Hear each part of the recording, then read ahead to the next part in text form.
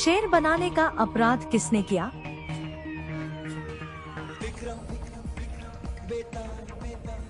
कुसुमपुर नगर में एक राजा राज्य करता था। उसके नगर में एक ब्राह्मण था जिसके 4 बेटे थे। लड़कों के सयाने होने पर ब्राह्मण मर गया और ब्राह्मणी उसके साथ सती हो गई। उनके रिश्तेदारों ने उनका धन छीन लिया। वे चारों भाई नाना के यहाँ चले गए, लेकिन कुछ दिन बाद वहाँ भी उनके साथ बुरा व्यवहार होने लगा। तब सबने मिलकर सोचा कि कोई विद्या सीखनी चाहिए। ये सोच करके चारों 4 दिशाओं में चल दिए। कुछ समय बाद वे विद्या सीख कर मिले। एक ने कहा, मैंने ऐसी विद्या सीखी है कि मैं मरे हुए प्राणी की हड्डियों पर मांस चढ़ा सकता हूँ।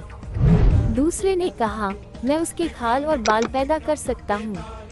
तीसरे ने कहा, मैं उसके सारे अंग बना सकता हूँ। चौथा बोला, मैं उसमें जान डाल सकता हूँ। फिर वे अपनी विद्या की परीक्षा लेने जंगल में गए। वहाँ उन्हें एक मरे शेर की हड्डियाँ मिली। उन्होंने उसे बिना पहचाने ही उठा लिया। एक ने मांस डाला, दूसरे ने खाल और बाल पैदा किए, तीसरे ने सारे अंग बनाए और चौथे ने उसमें प्राण डाल दिए। शेर जीवित हो उठा और सबको खा गया।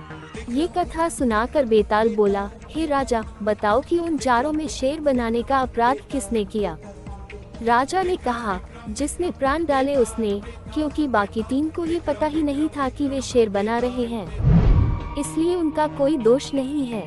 ये सुनकर बेताल फिर पेड़ पर जा लटका। राजा जाकर फिर उसे लाया। रास्ते में बेताल ने एक नई कहानी सुनाई।